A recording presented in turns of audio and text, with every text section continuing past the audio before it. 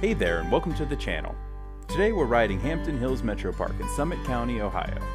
As some of you may know, my wife Emily just got her first mountain bike, and I've been riding for just under a year now. It's been such an amazing addition to our lives, and I wanted to include you on some of our travels. Today we're going to be reviewing this trail system and doing some jumping and speed progression. These trails are rated green at the beginning, but progress quickly through blue and black.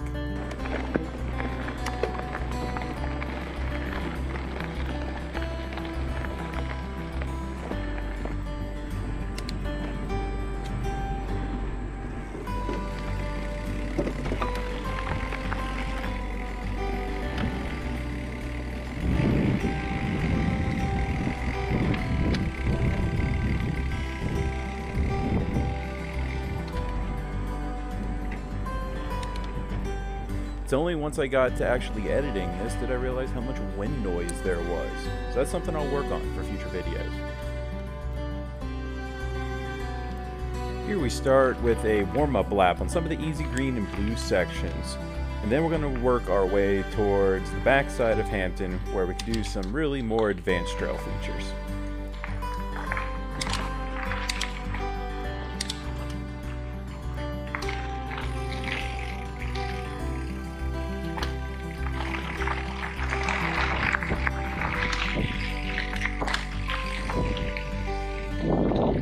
Right.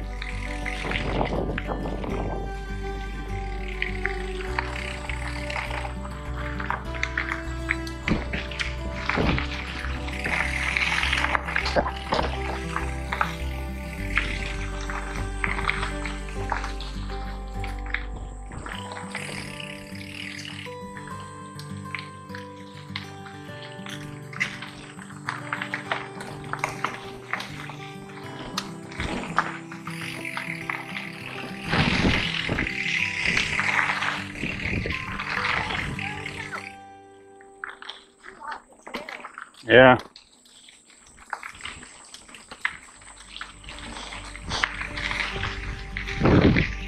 It's playing chicken with bikes too much.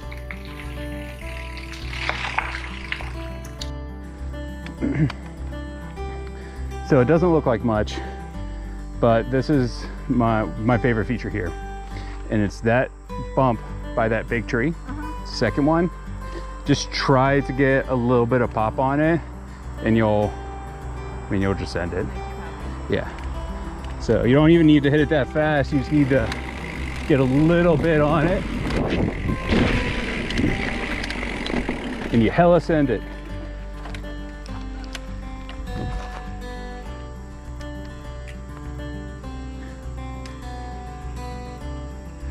Let's go ahead and try that again. So let's go ahead and try that again.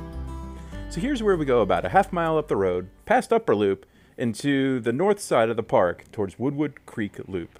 This starts with a fast downhill section with several technical switchbacks, steep sides, and a singular feature that has been plaguing me since I started biking. There's a 2-foot drop that's much scarier than it deserves to be. While rated an intermediate loop, there's definitely some challenging features here, not for the faint of heart, and the entire section is better done with speed than without. Same with this one. You can put it out, but not down.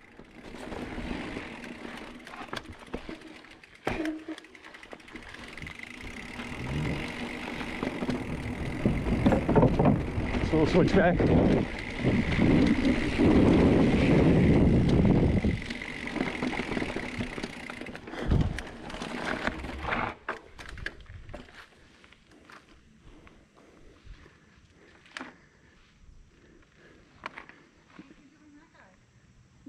You're going to want to go down that way.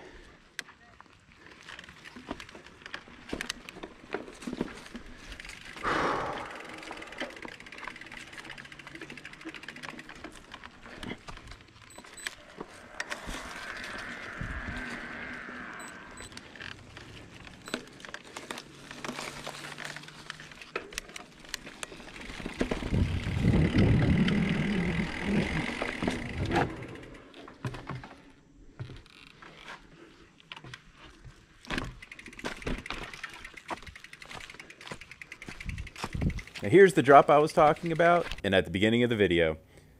It only drops about 2 feet into a fairly steep decline, but you come into it blind, making it a very challenging feature to hit, and the landing goes against the trail direction.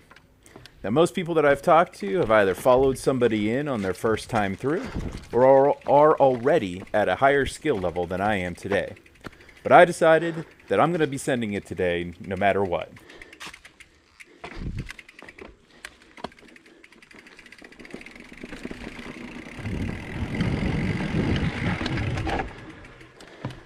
Just maybe not on that run-up.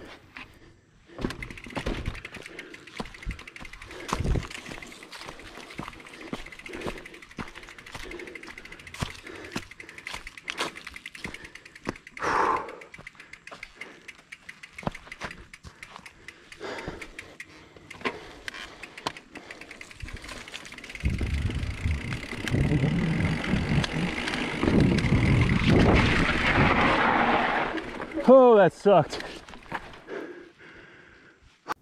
Now, normally the accepted rule is that if you go up to a feature and you fail it 3 times, it's time to move on. So in this particular case, I was not ready to leave this feature today without at least trying it, and I didn't properly send it. I didn't preload before the jump, and I didn't bunny hop properly, meaning as soon as I went off the drop, my nose pitched forward, and luckily I was able to keep my weight far enough back, but I pretty much bounced off my front tire and nearly crashed. So I wanted to clean it up, but then I found myself getting scared, and I decided that I needed to try one last time and then move on if I couldn't do it cleanly.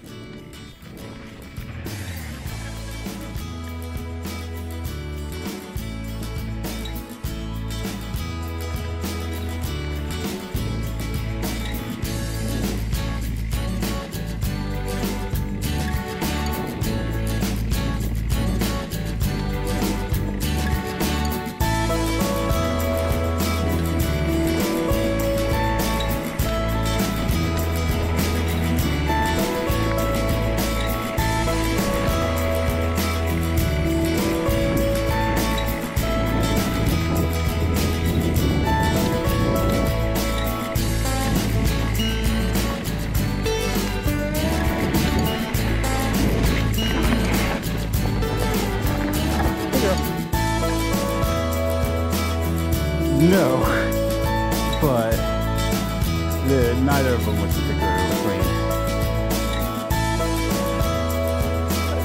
Well, I went off the jump, and both times I just nosed forward super hard, and I just like absorbed it all with my front.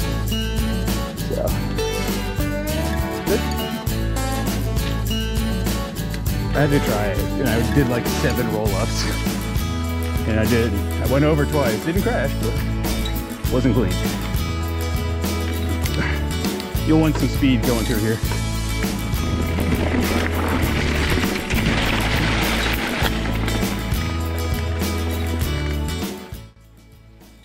Here's where we were finally able to start to work on some of the features on Hardy and Peninsula Trail with, we'll call it, varying levels of success.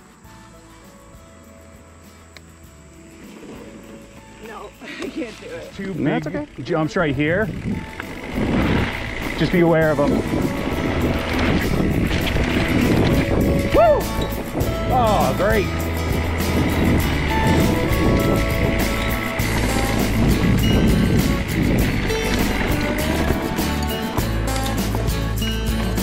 Finally cleared that first jump.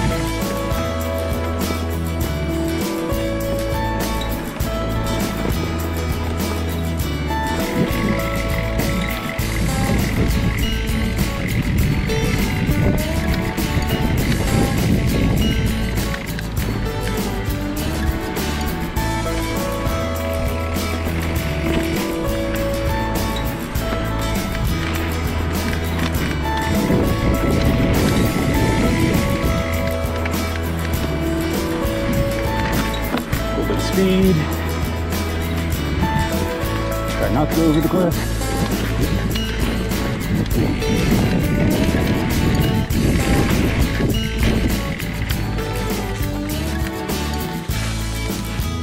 After a couple more session runs on those jump lines, we decided that we were running out of daylight and it was time to ride back.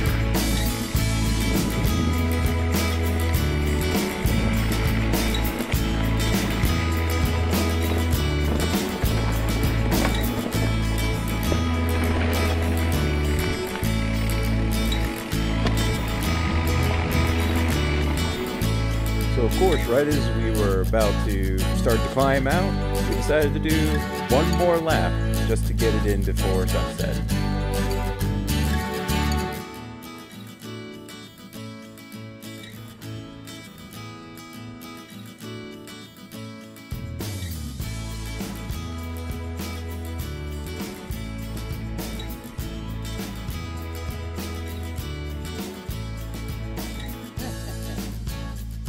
So as we get close to the end of our second lap, let's talk about the dirty rating of this trail.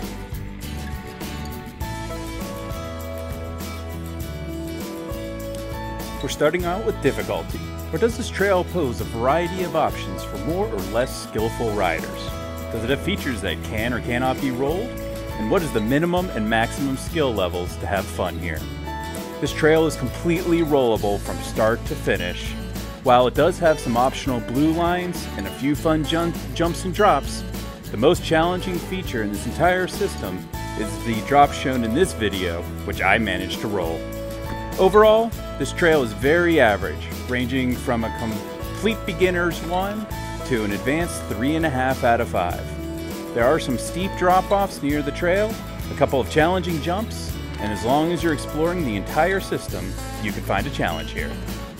Next up, for ingenuity, or what makes a trail special, memorable, and stand out from others, we give it another 3.5. This trail can ride as fast or as slow as your skill can take you. There's great use of natural geology in the area, taking you through several different types of biomes, and the north and south trails make use of the local land extremely well. Where the trails find challenges and wet spots, the local trail team has created world-class wooden features, and there are some doubles that can give you quite the thrill. I've been here dozens of times, and this ride gave me several first-time cleans. Next up is rideability, or the quality of the build of the trail, including attention to detail, upkeep, and how often the trail is open. Here we give the trail system 3. The trails are almost completely free of roots and rocks, except when they're meant to be there. This trail tends to close pretty quickly, however, especially on the northern side due to some drainage issues. If the trail was open a bit more, I'm sure this rating can go even higher. For trail variety, or does the trail offer optional features, alternative lines, or challenges across multiple skill levels? Here we get another 3.5.